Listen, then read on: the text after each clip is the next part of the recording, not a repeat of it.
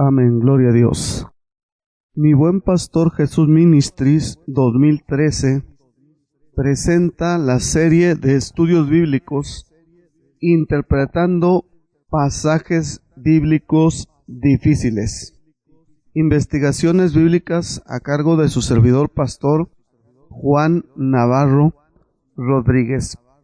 En esta primera lección veremos la interpretación bíblica de San Mateo 16, versículos del 1 al 19, pero especialmente los versículos 18 y 19 que han sido mal interpretados por muchos creyentes y pastores, especialmente por el romanismo.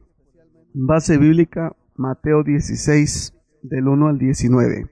Vinieron los fariseos y los saduceos para tentarle, y le pidieron que les mostrase señal del cielo.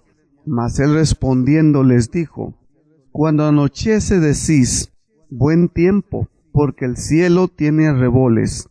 Y por la mañana, hoy habrá tempestad, porque tiene arreboles el cielo nublado. Hipócritas, que sabéis distinguir el aspecto del cielo, mas las señales de los tiempos no podéis. La generación mala y adúltera demanda señal, pero señal no le será dada, sino la señal del profeta Jonás. Y dejándolos, se fue. Llegando sus discípulos al otro lado, se habían olvidado de traer pan. Y Jesús les dijo: Mirad, guardaos de la levadura de los fariseos y de los saduceos. Ellos pensaban dentro de sí, diciendo: Esto dice porque no trajimos pan. Y entendiéndolo Jesús les dijo: ¿Por qué pensáis dentro de vosotros, hombres de poca fe, que no tenéis pan? ¿No entendéis aún, ni os acordáis de los 5 panes entre 5,000 hombres, y cuántas cestas recogisteis? Ni de los 7 panes entre 4,000, y cuántas canastas recogisteis? ¿Cómo es que no entendéis que no fue por el pan que les dije que se guardaran de la levadura de los fariseos y de los saduceos? Entonces entendieron que no les había dicho que se guardasen de la levadura del pan, sino de la doctrina de los fariseos y de los saduceos. Viniendo Jesús a la región de Cesarea de Filipo, preguntó a sus discípulos diciendo: ¿Quién dicen los hombres que es el Hijo del Hombre? Ellos dijeron: unos Juan el Bautista, otros Elías y otros Jeremías o alguno de los profetas. Él les dijo: ¿Y vosotros quién decís que soy yo? Respondiendo Simón Pedro dijo: Tú eres el Cristo, el Hijo del Dios viviente. Entonces le respondió Jesús: Bienaventurado eres, Simón, hijo de Jonás, porque no te lo reveló carne ni sangre, sino mi Padre que está en los cielos. Y yo también te digo que tú eres Pedro, y sobre esta roca edificaré mi iglesia, y las puertas del Hades no prevalecerán contra ella. Y a ti te daré las llaves del reino de los cielos, y todo lo que atares en la tierra será atado en los cielos, y todo lo que desatares en la tierra será desatado en los cielos.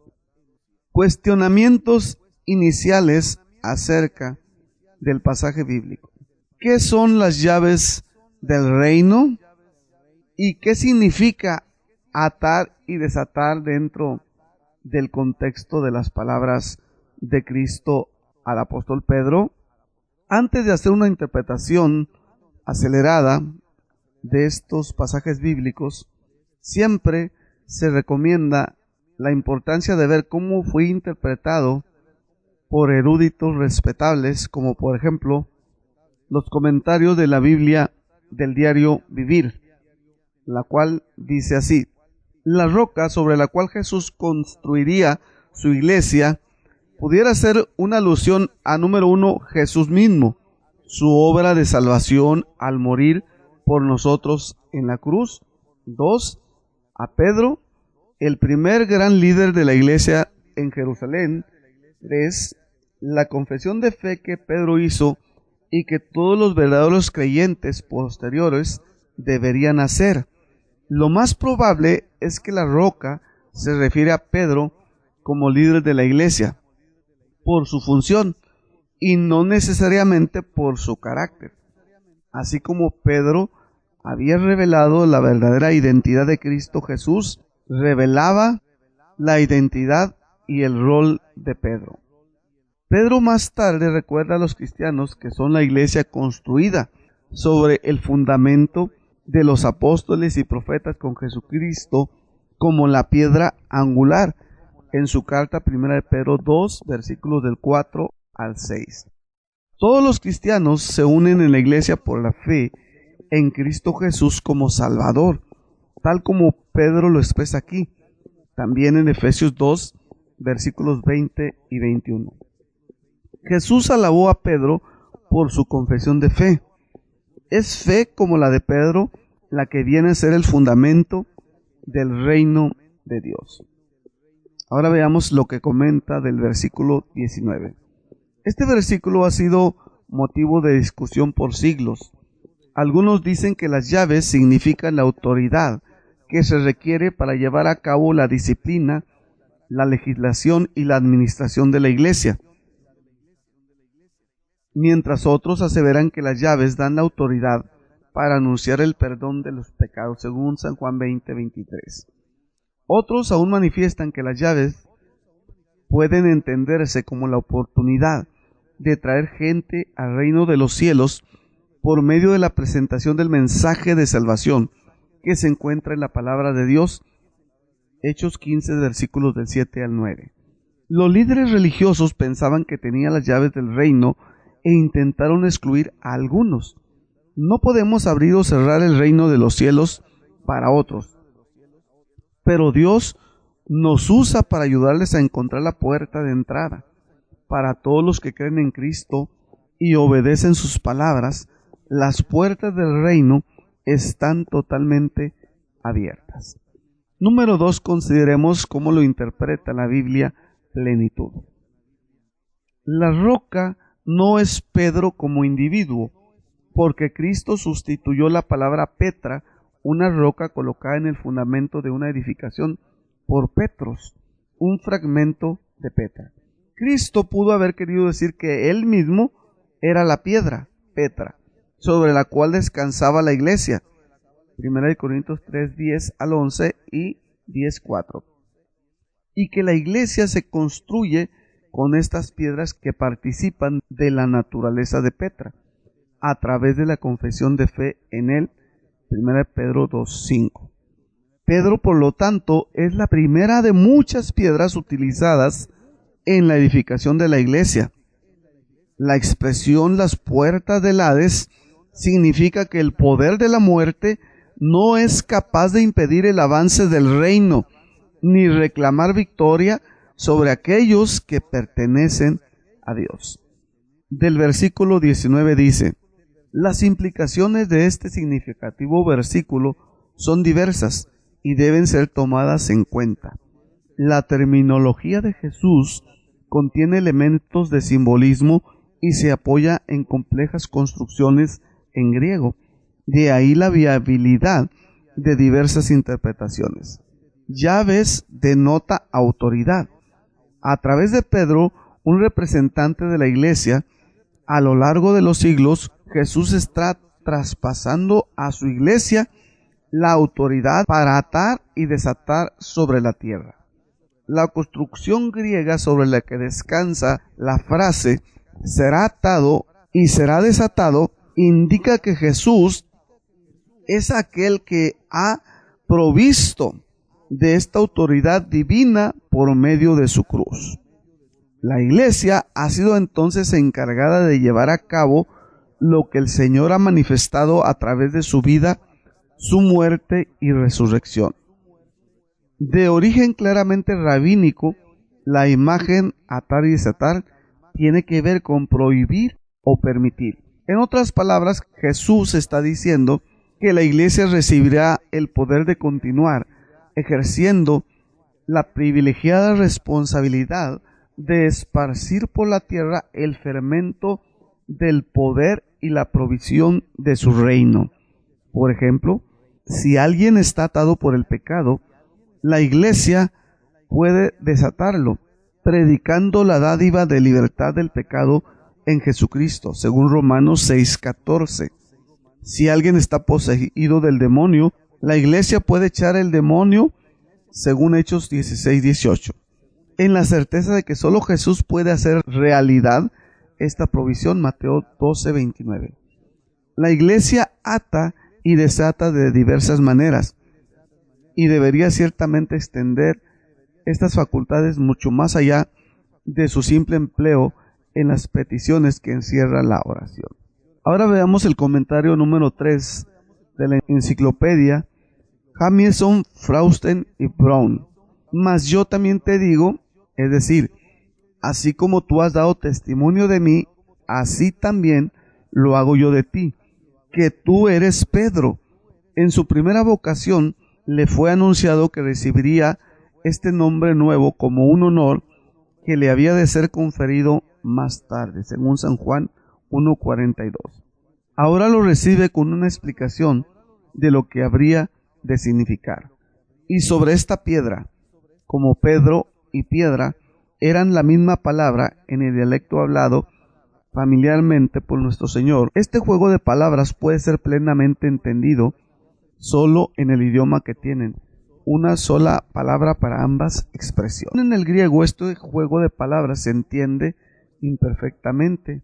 En el francés, como observan Western y Wilkinson, es perfecto: pierre, pierre, edificaré mi iglesia. No sobre Pedro, el hombre, sino él como el confesor de una fe que le había sido revelada divinamente.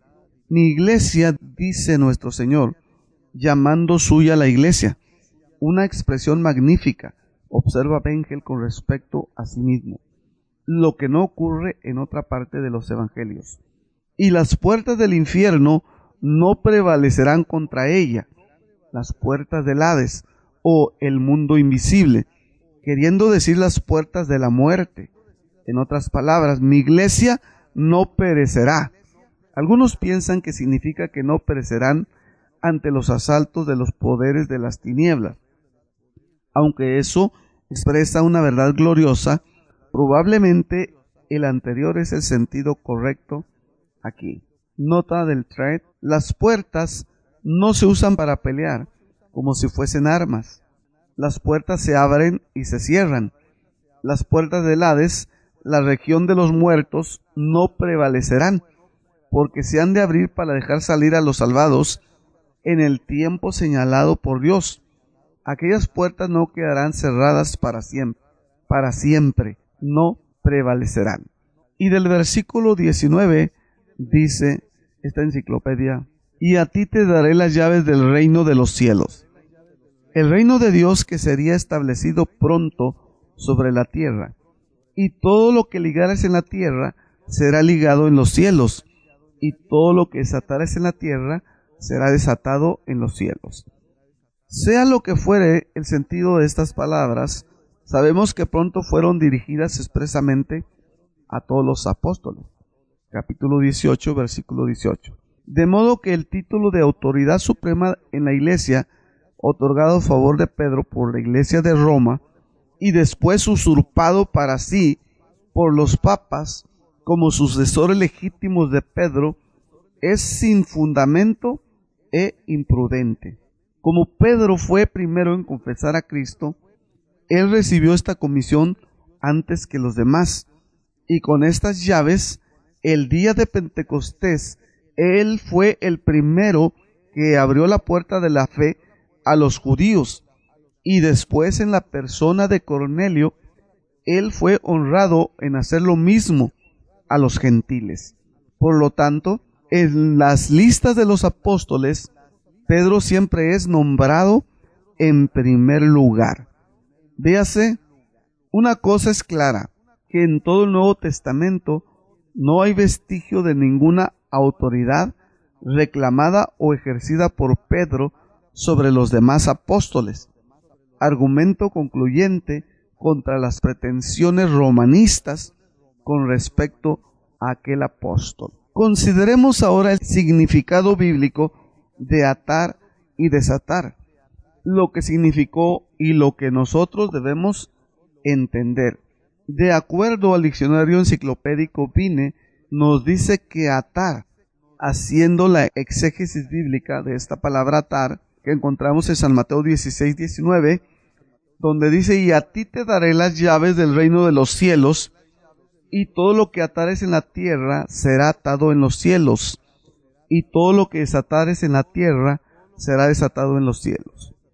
El diccionario enciclopédico Vine nos enseña que la palabra atar proviene del griego original geilizo o gelizo, que significa enrollar o envolver, y se usa en las mismas escrituras, por ejemplo, al envolver un vestido, ilustrando a los cielos, como dice Hebreos 1:2, es enrollarás, del enrollamiento de un pergamino.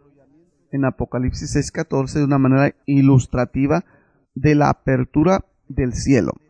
Número 2, deo, atar, se traduce con el verbo ligar, en Hechos 20:22. Ligado en espíritu, obligado en el espíritu, encadenado en el espíritu, o apremiado por el espíritu. Benson traduce ligado en el espíritu. Y en su nota marginal interpreta no por el Espíritu Santo. El texto parece referirse a que el apóstol Pablo se sentía obligado por sus convicciones bajo el poder constreñidor del Espíritu Santo a ir a Jerusalén. Deo se traduce con el verbo prender en Hechos 9:14. Deo, esta palabra se usa literalmente de cualquier manera de ligar. Por ejemplo, Hechos 22:5, 24:27. Se usa figuradamente de la palabra de Dios como que no está presa en 2 Timoteo 2:9. Esto es, su ministerio, curso y eficacia no se veían dificultados por la prisión sufrida por el apóstol Pablo. Una mujer que andaba encorvada había sido atada por Satanás mediante la obra de un demonio, según San Lucas 13:16. Pablo habla de sí mismo en Hechos 20:22 como estando ligado en espíritu. Esto significa compelido por sus convicciones bajo el poder constreñidor del espíritu. También se dice de la esposa que está sujeta a su marido en Romanos 7:2 y ligada en 1 Corintios 7:39, y el marido a la mujer en 1 Corintios 7:22. Las palabras del apóstol Pedro en Mateo 16:19 en cuanto a atar y a todos los discípulos en 18:18 significan, en el primer caso, que el apóstol, por su ministerio de la palabra de vida, mantendría a los incrédulos fuera del reino de Dios y admitiría a aquellos que creyeran. Lo mismo sucede con respecto al 18:18, incluyendo la aplicación de medidas disciplinarias en la esfera de la iglesia local. De acuerdo a los eruditos, la palabra atar en este contexto significa fundamentalmente dos cosas. San Mateo 16:19. Y a ti te daré las llaves del reino de los cielos, y todo lo que atares en la tierra será atado en los cielos, y todo lo que desatares en la tierra será desatado en los cielos. Número 1. La palabra atar significa, de acuerdo con su contexto, cuando Cristo, dirigiéndose al apóstol Pedro, menciona las palabras atar y hace referencia al reino de los cielos, significa que cuando el apóstol Pedro predicaba la palabra de Dios, en esas ocasiones era expuesta, se abría el reino de Dios para que los pecadores fueran redimidos. Es decir, cada ocasión que se predicó el evangelio y que fue recibido, se acercó el reino de Dios, representado por los apóstoles legítimos del Señor, quienes fueron comisionados y representantes de Cristo en la tierra. Cuando no predicaba, sencillamente no se presentaba la oportunidad para que el reino de Dios salvara las almas. De aquí la importancia actual, la exposición de la palabra de Dios, que es insustituible, ya que es lo que el Espíritu Santo usa para llevar al reino de Dios las almas al redimirlas. Consideremos el siguiente significado de acuerdo a los rabinos de la época en la que se menciona la palabra atar. Número 2. Se enseña que los rabinos de la época de Cristo estaban muy familiarizados, que era común hablar de atar y desatar. Y el significado que ellos le daban a esto era permitir o no permitir. Esto en cuanto a las relaciones entre los miembros de la sinagoga judía. Cuando el rabino ataba a algún miembro, significaba que no le permitía hacer algo, y cuando desataba a alguno era cuando se le quitaba el castigo o disciplina. Dentro de este contexto se enseña que cuando se disciplina a un creyente en la iglesia, a un miembro que ha incurrido en un pecado que ha afectado a la congregación, se le ata. Cuando se le restringe, las oportunidades regresan a la comunión. Tenemos un caso en la primera carta a los Corintios y continúa hasta la segunda carta. Cuando se le quita la disciplina, se entiende que se les desata. Esta es la forma en la que se entiende aún hoy el texto que consideramos. Pero existe una tercera interpretación bíblica del texto en cuestión. Esta interpretación es enseñada principalmente por los proponentes de la teología del reino ahora. El significado de las llaves del reino es: ¿qué son esas llaves? Es el evangelio con su poder liberador, al ser expuesto ya enseñado o proclamado, haciendo la función de llaves que abren la entrada de los pecadores al reino de Dios en Cristo. Esto es bíblico. Pero los falsos maestros del mal llamado movimiento de fe, los falsos profetas y apóstoles modernos y sus ministros espurios, ignorantes de la palabra y del poder de Dios, de los cuales tengo en mi poder muchísimos libros escritos por esos ministros del movimiento de fe, o incluyendo de G12, esos falsos maestros tuercen las escrituras, dado que tienen una teología muy simple, donde todos los males del hombre son por causa de Satanás y sus demonios, y la solución de su retorcida teología consiste en la práctica de un rito llamado liberación, donde estos falsos ministros supuestamente liberan a la gente, incluyendo a los cristianos.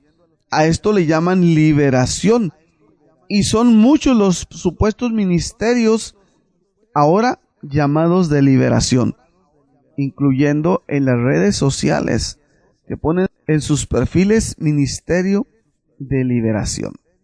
Ellos afirman tener un ministerio de liberación o restauración. Dios es el único que libera y que redime por medio del sacrificio de Cristo, siendo el bendito Espíritu de Dios el encargado de hacer efectiva esta liberación. La siguiente cita bíblica es la que usan frecuentemente esos falsos maestros para afirmar que Cristo enseñó a sus apóstoles a liberar a los posesos del enemigo. San Marcos 3:27. Ninguno puede entrar en la casa de un hombre fuerte y saquear sus bienes, si antes no le ata, y entonces podrá saquear su casa. Esta es una interpretación de parte de falsos ministros.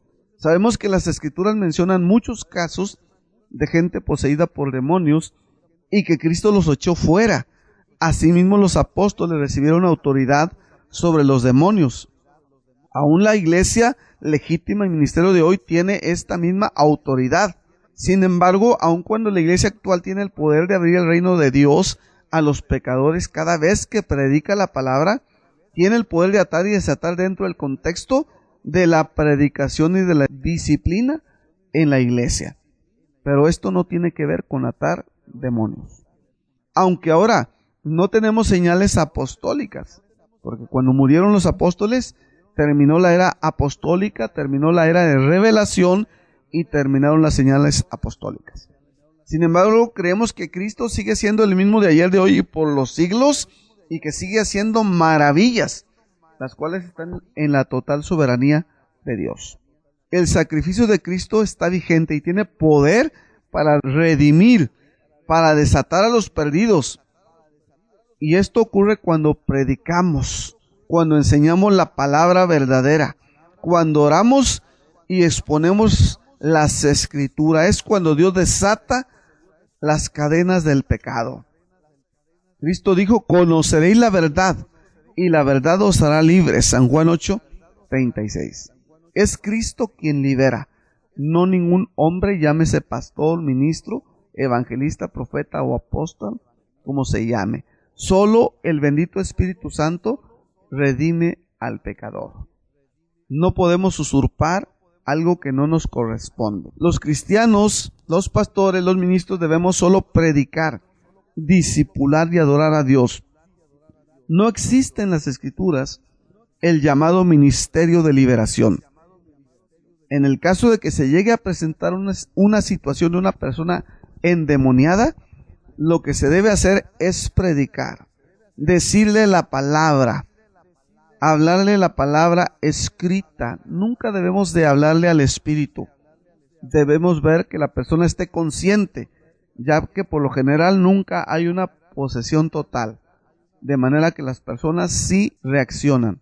He tenido casos donde siempre les he hablado la palabra.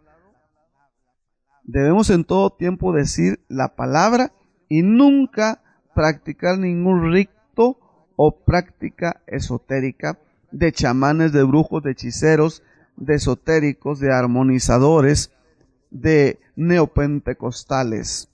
Solamente la palabra tiene poder para echar fuera a los demonios, pero no podemos practicar doctrinas de demonios a través de lo que hoy le llaman liberación, que no es más que brujería. Cristo echó fuera a los demonios con la palabra. Los apóstoles echaron fuera a los demonios con la palabra, y la iglesia, el ministerio legítimo, debemos hacerlo con la palabra, no a través de ningún rito. Es una mentira el que algunos sacerdotes católicos o ministros pentecostales o neopentecostales tengan el don de liberación. No está en las Escrituras, en ningún pasaje de la Biblia donde se habla de los dones ni de los ministerios. Tampoco nadie puede desatar finanzas, ni dones espirituales en los creyentes. Eso de activar dones o dar dones, todo eso son mentiras de falsos apóstoles, de falsos ministros, vividores, que traen doctrinas demoníacas. Apártate de esos falsos maestros y de sus enseñanzas, ya que tú eres en las Escrituras para su propio provecho, valiéndose de la ignorancia de creyentes, congregaciones y ministros. Conclusiones: Dios te siga iluminando para comprender las Escrituras e interpretar debidamente pasajes bíblicos difíciles de entender. Que Dios nos libre de los falsos maestros, de los falsos profetas, de los falsos apóstoles dominionistas de la nueva reforma apostólica y del G12, con sus torcidas interpretaciones bíblicas. Que Dios libre a todos los creyentes, a todos los ministros, de ser creyentes indoctos o creyentes inconstantes. Que en todo momento permanezcamos firmes, creciendo en la fe y conocimiento de nuestro amado Redentor Jesucristo. Amén. Atentamente su servidor pastor, Juan Navarro Rodríguez. Bendiciones.